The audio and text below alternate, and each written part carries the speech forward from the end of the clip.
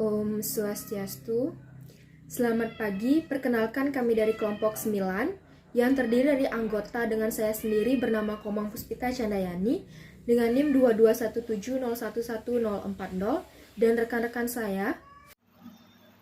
Perkenalkan, nama saya Gede Teguh Panamanangin dengan NIM 227011043 dengan nomor absen 22. Saya Ketut Anggarawati dengan NIM 22170111044. Adapun materi yang akan disajikan oleh kelompok 9 yaitu mengenai guru dan proses belajar mengajar.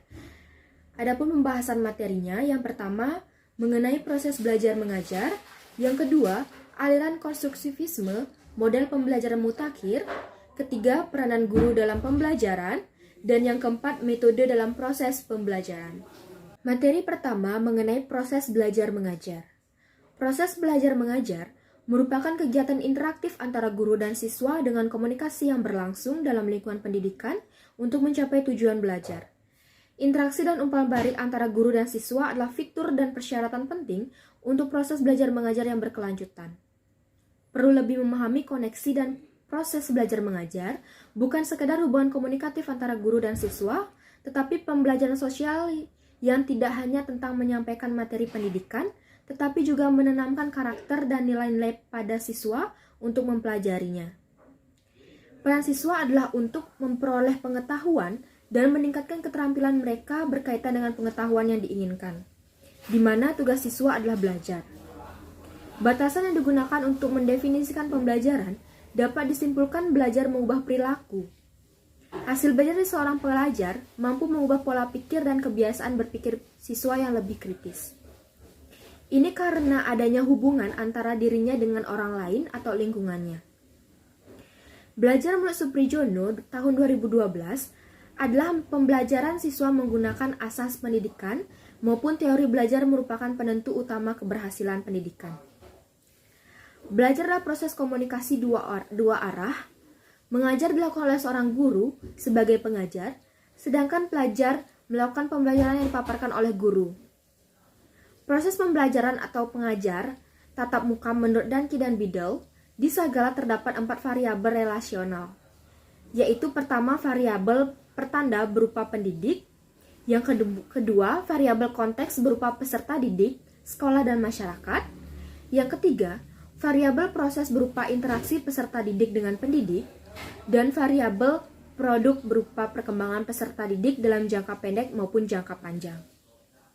Danke dan Biddle selanjutnya mengatakan proses belajar akan berlangsung dengan baik jika pendidik mempunyai 2 kompetensi utama, yaitu yang pertama kompetensi substansi materi pembelajaran atau penguasaan materi pembelajaran, dan yang kedua kompetensi metodologi pembelajaran. Pembelajaran sebagai proses belajar dibangun oleh guru untuk mengembangkan potensi berpikir kreatif dalam meningkatkan kemampuan berpikir siswa dan meningkatkan kemampuan siswa serta mengembangkan pengetahuan baru dengan tujuan meningkatkan keterampilan sekitar. Materi yang kedua mengenai aliran konstruktivisme, model pembelajaran mutakhir. Di sini saya akan memaparkan materi tentang aliran konstruktivisme, model pembelajaran mutakhir. Nah, pendukung konstruktivisme berpikir bahwa siswa membangun pengetahuan dari pengalaman belajar sendiri. Belajar dapat dilihat sebagai suatu proses yang aktif dan pengetahuan tidak dapat diterima dari luar maupun dari orang lain. Siswa harus memiliki akses ke pengetahuan, tidak memberikan pengetahuan melalui pengajaran. Perancang instruksional harus pertimbangkan area berikut untuk belajar mandiri berbasis teknologi informasi atau e-learning. Yang antara lain, yang pertama, belajar harus merupakan proses yang aktif. Siswa memiliki kesempatan untuk melakukan kegiatan seperti meminta siswa untuk membawa informasi ke dalam situasi nyata, membuat interpretasi pribadi dari bahan pelajaran dan mendiskusikan topik yang berbeda. Yang kedua, untuk mendorong siswa mengembangkan pengetahuan mereka sendiri. Guru harus menyediakan kelas online interaktif Siswa harus memiliki kesempatan untuk belajar dan berinteraksi dengan siswa lainnya. Setelah itu, yang ketiga, sebaiknya menggunakan metode pembelajaran kolaboratif. Berkolaboratif dengan siswa lain memberikan siswa pengalaman dunia nyata dan meningkatkan keterampilan metakognitif mereka. Ketika membagi siswa ke dalam kelompok kerja, mereka harus dikelompokkan berdasarkan tingkat kemampuan sehingga setiap orang dapat memperoleh manfaat dari satu sama lain. Yang selanjutnya, siswa harus memiliki waktu untuk memikirkan materi pelajaran. Pertanyaan tentang materi pelajaran dapat digunakan untuk meningkatkan refleksi. Yang selanjutnya, pendidikan harus bermanfaat dan informatif dengan memberikan contoh dan pelajaran. Selain itu, program harus mendorong siswa untuk mendaftar kursus. Yang terakhir, ketika pembelajaran berfokus pada pengembangan pengetahuan, keterampilan, dan sikap baru, pembelajaran online menghadapi masalah bahwa tujuan psikomotorik, emosional, dan berpikir tingkat tinggi sulit dicapai dalam fase pembelajaran virtual. Oleh karena itu, disarankan untuk menawarkan metode lain seperti kegiatan sosial dan hubungan dengan siswa lain, pembelajaran situasional, dan penelitian kerja untuk mengatasi masalah tersebut. Materi ketiga mengenai peran guru dalam pembelajaran. Yang selanjutnya, saya akan memaparkan materi tentang peranan guru dalam pembelajaran. Menurut ahli Thomas E. Curtis dan Wilma W. Whitwell, bahwa proses pembelajaran di sekolah atau di kelas, peranan guru bersifat spesifik dalam arti sempit, khususnya yang berkaitan dengan proses belajar mengajar. Peran guru dalam penyelenggara lingkungan belajar sekaligus pendamping belajar. Peranan pertama meliputi yang lebih spesifik, yakni yang pertama guru sebagai model, yang kedua guru sebagai perencana, yang ketiga guru sebagai peramal, yang keempat guru sebagai pemimpin, dan yang terakhir guru sebagai penunjuk jalan dan pembimbing ke arah pusat-pusat belajar. Guru ditantang dalam perannya sebagai perencana untuk berkembang lebih jauh tujuan pendidikan dan rencana karir.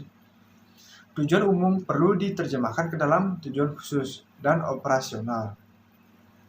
Dalam merencanakan, siswa harus dilibatkan untuk memastikan itu penting dan perkembangan mereka, kebutuhan mereka, dan tingkat pengalaman mereka. Setelah itu, oleh karena itu, perencana selalu dikatakan dengan konteks masyarakat, budaya belajar siswa, pengalaman dan pengetahuan siswa, metode pembelajaran yang tepat dan sesuai dengan bidang minatnya. Untuk mengembangkan persiapan pelajaran, seseorang harus terlebih dahulu memahami apa arti dan tujuannya, serta menguasai konten teoritis dan praktis persiapan untuk pelajaran. Kemampuan untuk mempersiapkan kelas adalah salah satu langkah awal yang akan menjadi guru, dan sebagai mulut dari semua pengetahuan yang sistematis.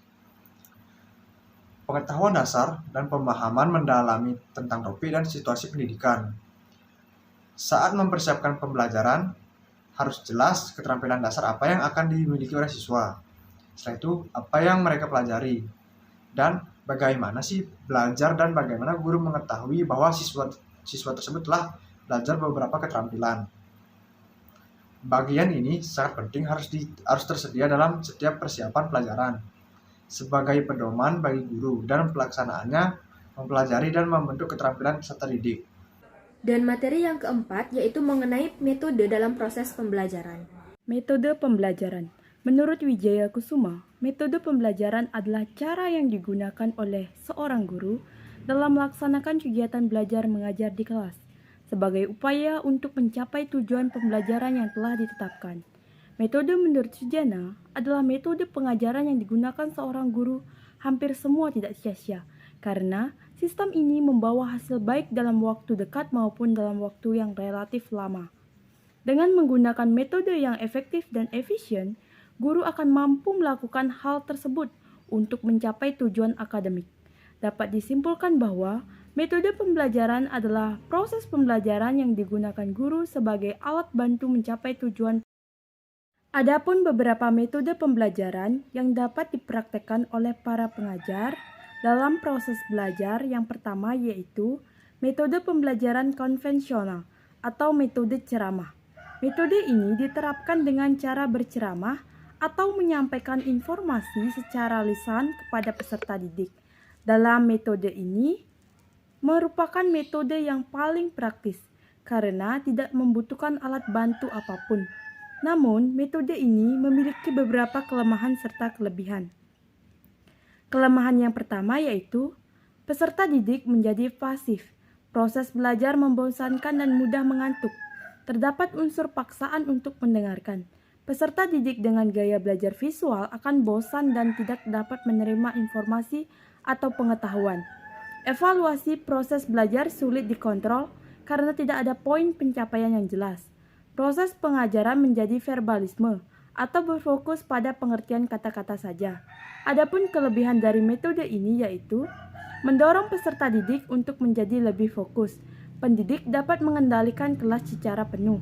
Pendidik dapat menyampaikan pelajaran yang luas, serta diikuti jumlah anak didik yang banyak mudah dilaksanakan. Selanjutnya yaitu ada metode pembelajaran tanya jawab. Metode pembelajaran ini memungkinkan terjadinya komunikasi langsung antara pendidik dan peserta didik. Dalam komunikasi ini, terlihat adanya timbal balik secara langsung antara pendidik dan peserta didik. Terdapat kelemahan serta kelebihan dari metode ini. Kelemahan yang pertama yaitu peserta didik merasa takut bila pendidik kurang dapat mendorong mereka untuk berani dengan menciptakan suasana yang tidak tegang. Tidak mudah sesuai dengan tingkat berpikir mudah dipahami peserta. Sering buang banyak waktu untuk memberikan pertanyaan pada seluruh peserta didik. Adapun kelebihan dari metode ini, yang pertama itu dapat menarik memusatkan perhatian anak didik, merangsang peserta didik untuk latih dan mengembangkan daya pikir termasuk daya ingatan, mengembangkan keahlian dan keterampilan peserta didik, dan dalam menjawab dan mengemukakan.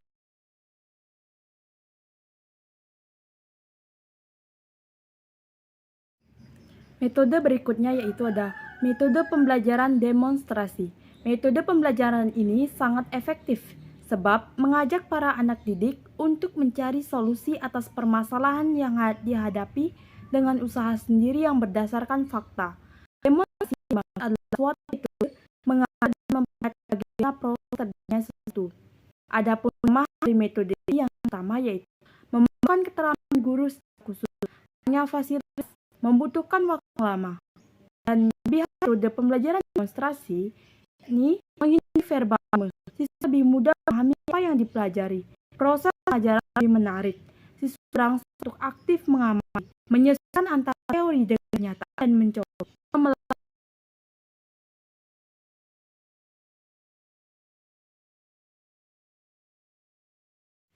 Metode selanjutnya yaitu ada metode pembelajaran diskusi. Metode pembelajaran ini dilakukan secara berkelompok. Metode diskusi berbentuk tukar-menukar informasi, pendapat dan pengalaman secara teratur untuk mendapat suatu putusan kesimpulan yang sama dan lebih jelas. Adapun kelemahan dari metode ini yang pertama yaitu membutuhkan waktu yang panjang, dapat dipakai untuk kelompok yang besar, serta informasi terbatas, dikuasai oleh orang yang berbicara atau mendengarkan diri. Pilihan dari metode ini yang pertama merangsang kreativitas anak didik dalam bentuk ide, gagasan, karya dan terkesan baru dalam memecah masalah, mengembangkan sistem menghargai pendapat orang lain, memperluas wawasan, membina untuk terbiasa musyawarah dalam memecah suatu.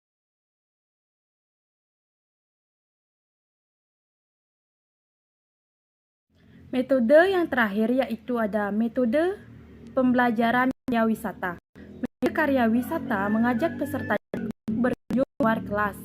Adapun kelemahan serta kelebihan metode ini yang pertama yaitu kelemahannya kurangnya fasilitas, perlu perencanaan yang matang, perlu koordinasi agar tumpang tindih, mengabaikan unsur studi, kesulitan mengatur peserta didik yang banyak. Lebih dari metode ini, pertama meliputi memiliki prinsip pengajaran modern dengan memanfaatkan lingkungan yang nyata, membuat relevansi antara apa yang dipelajari dan kebutuhan di masyarakat, merangsang kreativitas anak didik, serta Bahan pelajaran lebih luas.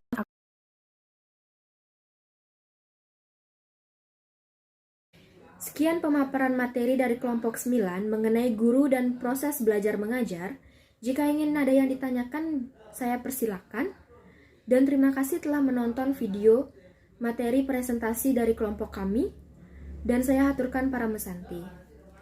Om Santi Santi Santi Om.